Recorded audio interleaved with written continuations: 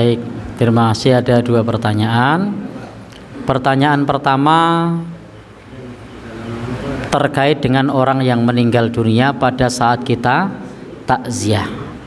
Mana yang lebih utama pada saat takziah, menyolatkan jenazah atau berzikir? Contohnya saat datang membaca surat Yasin. Yang kedua, yang mengisi kotak tukon banyu. Nah, kalau di sini namanya tukon banyu. Mana yang lebih utama? Satu, menyolatkan jenazah. Dua, membacakan surat Yasin pas takziah. Yang ketiga, apa? Ngisi tukon banyu. Bapak Ibu, pada saat takziah itu, takziah itu intinya menghibur. Jadi takziah itu intinya menghibur. Maka ketika kita datang ke tempat orang yang meninggal dunia, prinsipnya adalah kita menghibur. Kemudian di saat tersebut ada sesuatu yang sangat dibutuhkan, yang sangat dibutuhkan oleh si mayit. Apa itu? Yang dibutuhkan adalah doa kita atau sholat jenazah. Maka begitu kita hadir saat takziah, usahakan sholat jenazah, karena pada saat menyolatkan tersebut akan bermanfaat bagi orang yang sudah meninggal dunia. Dan menika ingkang dituntunkan dalam agama kita, saat kita mendengar ada orang yang meninggal dunia, kita datang takziah, menyolatkan jenazahnya.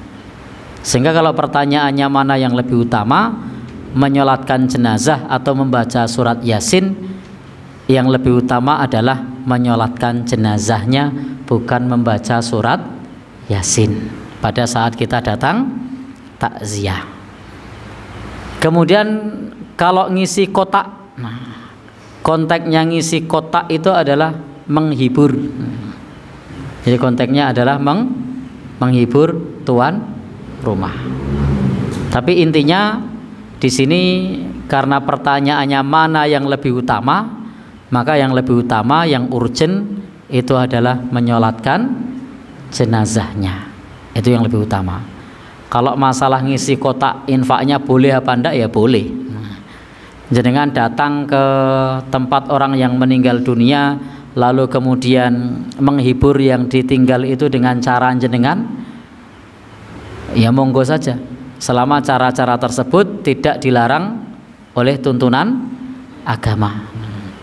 Nangis terus toh, terus dihibur, dijak ngomong ngalor ngidul ben lali, boleh enggak?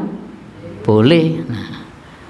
Nangis terus toh kelingan sik biyen-biyen. Nah, sekarang diajak untuk mengingat masa jenengan karena itu teman kuliah.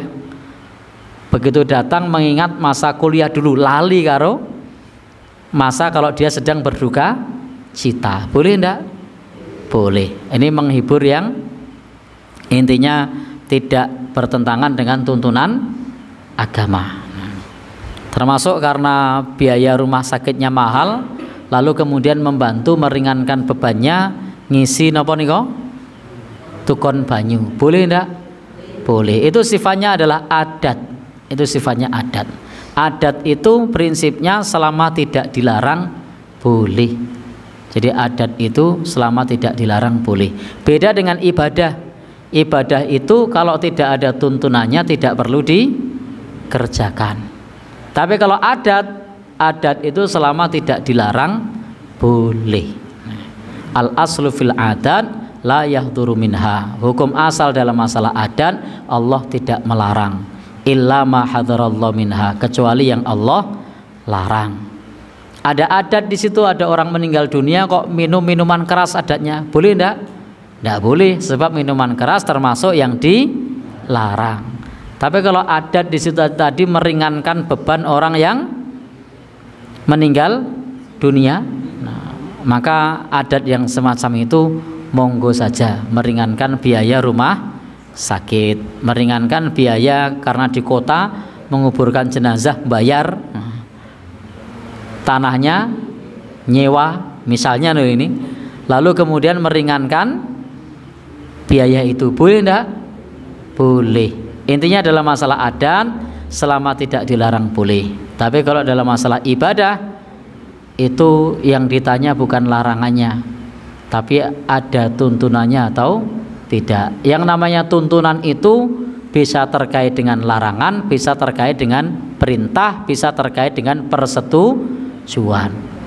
Maka bisa saja ibadah itu ada yang dilarang Nabi, bisa saja ibadah itu diperintahkan Nabi, bisa saja ibadah itu disetujui Nabi meskipun Nabi tidak mencontohkan. Maka kalau disetujui berarti ada tuntunan. Kalau kemudian dicontohkan berarti ada tuntunan. Kalau dilarang berarti tuntunannya tidak boleh, itu dilarang. Tetapi kalau kemudian di dalam ibadah itu kita bikin sendiri yang tidak ada tuntunannya, itu tidak perlu kita lakukan. Baik, yang pertanyaan kedua.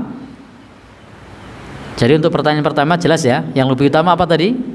Menyolatkan jenazah. Karena ketika ada jenazah yang disolatkan oleh 40 orang muslim, maka insya Allah dosanya akan diampuni. 4 orang muslim yang la yusyrikuna billah.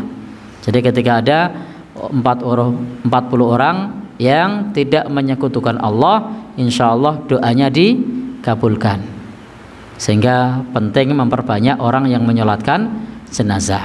Ada hadis lain tidak hanya 40 orang, ada hadis 100 orang pula. Dan yang menyolatkan jenazah pun dapat pahala 1 qirot.